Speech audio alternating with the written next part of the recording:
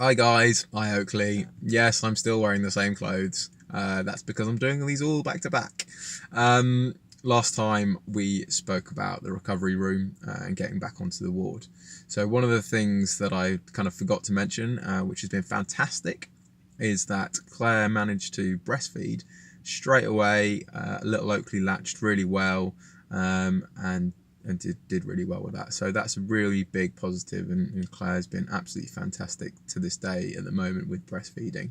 We've had a little bit of advice and tips and help here and there, but all in all, we feel very lucky that Oakley has been breastfeeding and breastfeeding well, and also that Claire's been able to do so well. So following on from leaving Claire for the night, I got back to the ward on the 26th, and I was there a bit early because first of all I get up early, and secondly I wasn't going to sit around at home when I could be with my newborn child.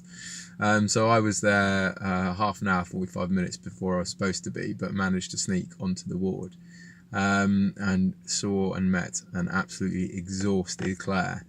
Now, she wasn't necessarily exhausted because of Oakley keeping her up all night, but sadly, being on the ward, there was a lady on the ward who snored like an absolute steam engine, steam train, whatever you want to call it, but it was loud. It was very loud, and it was just all night long. I heard it when I was there for about 40 minutes before she woke up, and it just wasn't very nice.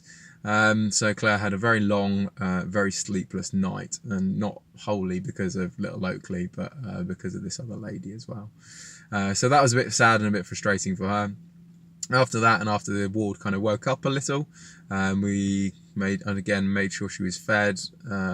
Claire was fed, and Oakley was fed and watered, and we were keen to get out of there as soon as possible, as Claire was doing really well. She was doing, she's kind of gone to the toilet, and yeah, just generally doing well. She was up and about and walking and wasn't in too much pain. She was staying on top of her painkillers.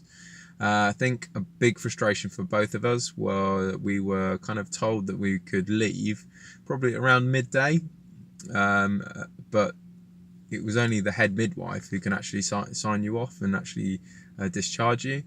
Due to the busyness of the ward at that time of year, funnily enough, lots of people had been doing naughty things at Christmas time and January time, so lots of babies happened then.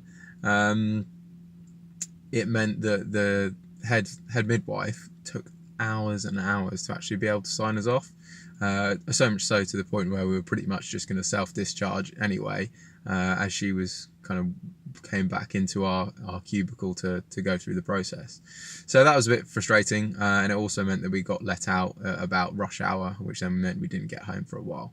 But we eventually got let out, and it was about 4 or 5 o'clock, and we made our way home. I'll speak about getting back home in the next episode, but all in all, it was a lot more comfortable when we got back home. Okay guys, I'll speak to you soon. Cheers, bye.